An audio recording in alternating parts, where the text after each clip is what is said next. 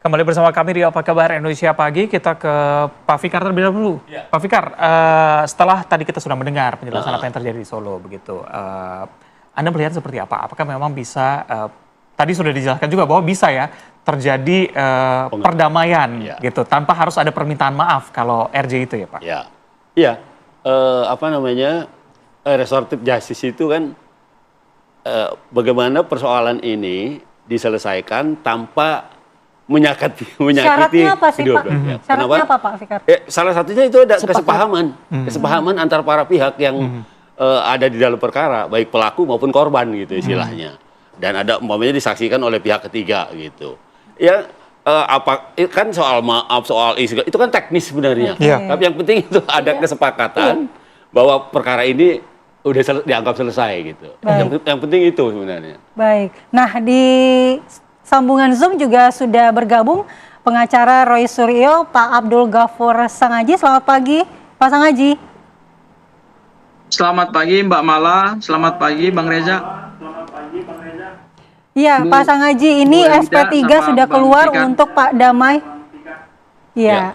Ini SP3 udah keluar nih buat Bang Egy dan juga Bang Damai Hari Lubis. Lalu tanggapan Anda seperti apa? Apakah tidak ingin menempuh jalur yang sama? Yang pertama terkait dengan SP3 itu tentu adalah haknya pelapor ya untuk kemudian berdamai dengan terlapor. Dalam hal ini adalah Pak Jokowi berdamai dengan Bang ES dan kemudian DHL. Itu secara hukum kami hargai gitu. Tetapi bagi kami ini perlu dikritisi secara serius ya, SP3 ini. SP3 berdasarkan KUHP yang baru itu kan diatur dalam pasal 24. SP3 itu dasarnya bisa karena alat buktinya kurang, bisa karena mekanisme restoratif justice, bisa juga karena pencabutan aduan, bisa juga karena daluarsa penuntutan. Nah, saya pikir dalam konteks ini berarti penyidik menariknya kepada mekanisme restoratif justice. Nah, restoratif justice ini perlu kita kritisi dalam dua aspek hukum ya, yaitu aspek hukum formil dan aspek hukum material. Di dalam KUHP yang baru ini, restoratif justice itu sudah diatur dengan sangat-sangat ketat dan sangat limitatif. Dahulu sebelum terbit KUHP yang baru, restoratif justice itu kan diatur dalam setiap tahapan penegakan hukum dengan aturan yang berbeda-beda. Di tingkat penyidikan diatur dengan Perpol, di tingkat penuntutan diatur dengan Perja atau Peraturan Jaksa Agung, kemudian juga ada aturan dari Mahkamah Agung. Nah, sekarang dengan KUHP yang baru, semua aturan itu kemudian dikodifikasi dalam satu KUHP yang baru yang kita sebut Undang-Undang Nomor 1 Tahun 2025. Pertanyaan kita secara formil dan material adalah, apakah mekanisme restoratif justice ini sudah dilakukan sesuai dengan prosedur KUHP atau belum? Saya melihat bahwa ini adalah satu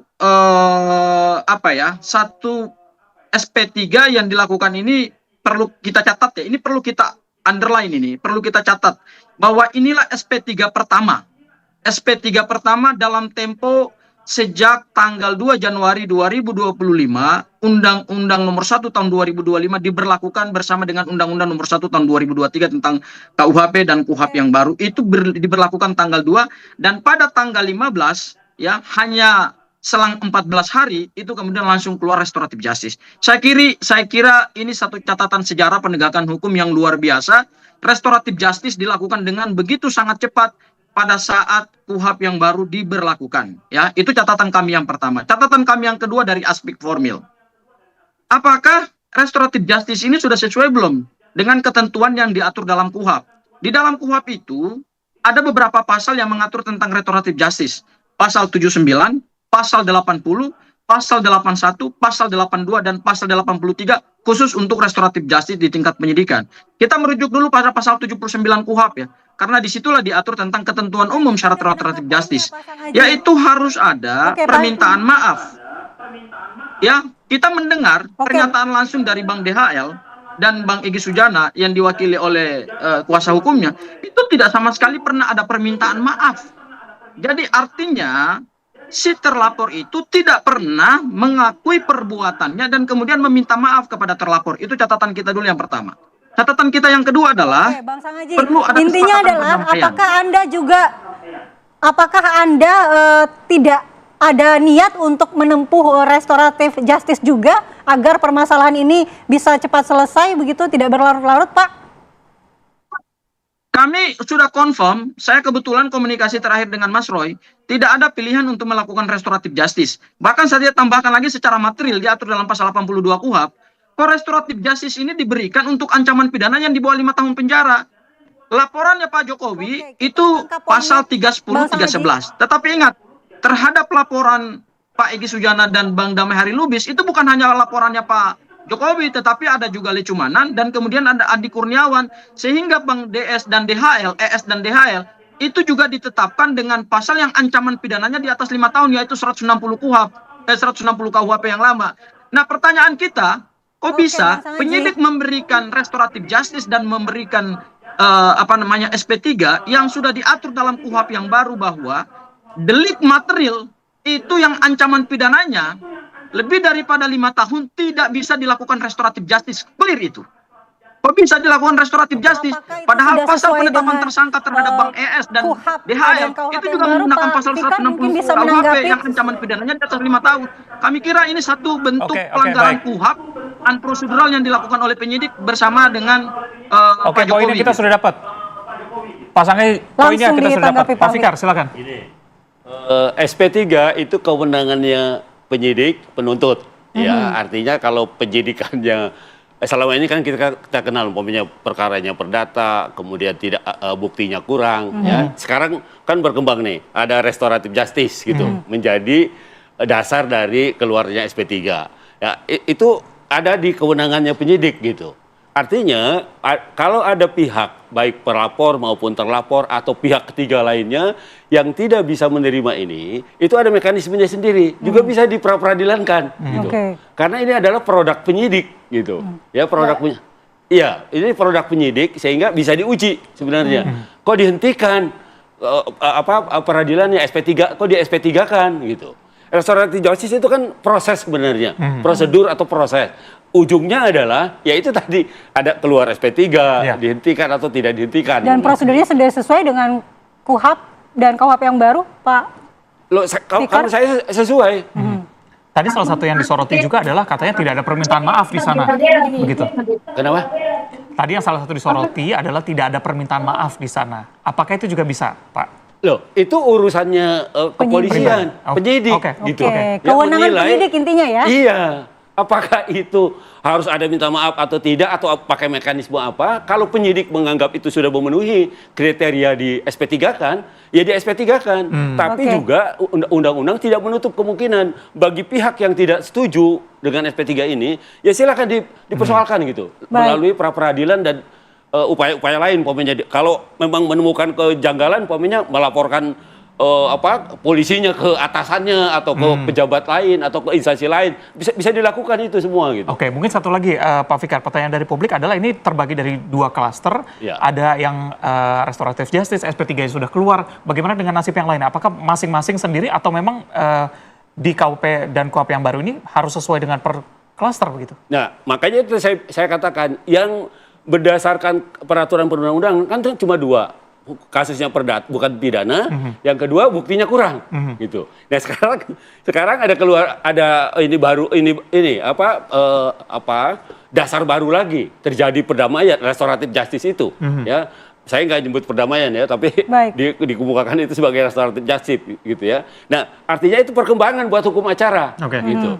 SP3 itu bisa keluar selain karena dua sebab itu tadi, tapi ada sebab yang lain gitu. Nah, itu yang menurut saya juga di sisi yang lain ini perkembangan hukum acara pidana Indonesia juga. Gitu. Kita kembali ke Bang Sangaji. Bang Sangaji katanya ini adalah kewenangan penyidik, jadi sudah sesuai? Bagaimana? Iya, Pak Fikar, saya ingin garis bawahi ya. Ini KUHP yang baru yang mengatur tentang restoratif justice. Berarti Pak Fikar belum mempelajari dengan detail pasal-pasal terkait dengan ketentuan restoratif justice yang diatur dalam KUHP yang baru, Pak. Ya, saya confirm di pasal 82 di pasal 82 KUHP yang baru terhadap tindak pidana material itu yang ancaman pidananya di atas 5 tahun tidak bisa dilakukan restoratif justice. Ada beberapa tindak pidana, Pak. Satu, tindak pidana terorisme. Kemudian tindak pidana kekerasan seksual. Kemudian tindak pidana menghilangkan nyawa orang. Tindak pidana korupsi. Termasuk juga Saya tindak ngerti pidana yang itu. ancamannya Jadi- di atas 5 tahun tidak bisa dilakukan restoratif justice. Artinya pasal 82 sudah Betul, kunci, Pak. betul. Ya, sudah kunci. Ini masalahnya, sebentar Dek, dulu, Pak. oke. Sebentar. Masalahnya, penetapan tersangka Bang ES dan DHL itu juga menggunakan pasal pidana umum yang ancamannya di atas 5 tahun, yaitu pasal 160 KUHP yang ancamannya 6 tahun penjara.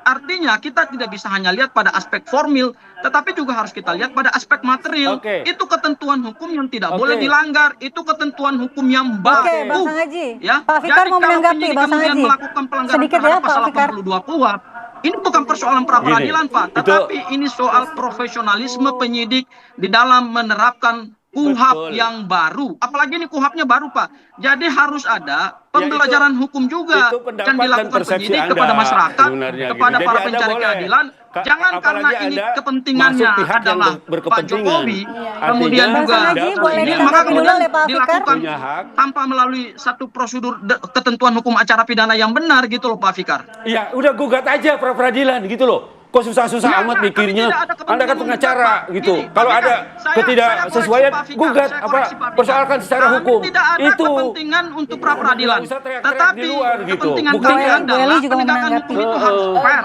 Harus sesuai dengan prosedur KUHP. buktikan gitu. Harus Apa yang sesuai Anda ngomong dengan itu hukum buktikan. acara. Bawa ke Pak. pra peradilan. Pak, sabar. Enggak, Karena dia Pak ngomong Fikar, terus. sebagai Sampai disitulah seorang ahli ilmunya. pidana, Dia harus tidak Baik. memahami Oke. sesuai dengan Jadi Undang-Undang Bapak Ibu. 361 Baik. yaitu Undang-Undang Peralihan. Oke, Bapak Ibu kita boleh cooling down terlebih dahulu. Ini sayangnya durasi kita habis. Sebenarnya kalau kita bicara mengenai ijazah ini tidak akan selesai sampai Ya, dengan 2029 katanya nanti. Tapi kita Ini cooling delik down dulu. aduan. Iya, Oke. nanti kita akan bahas lagi di kesempatan berikutnya. Terima kasih Bapak Ibu yang sudah hadir Terima bersama kami. kasih Pak Fikar, Bu Eli, terima kasih Bang Sangaji. Sayang sekali durasi Dan kita dia habis. tidak pengacara Iya. Pak Roy Suryo. Baik, nanti Oke, kita akan baik. bahas Ini di ada kesempatan suratnya. berikutnya ya Bu Baik, Eli ya. terima kasih.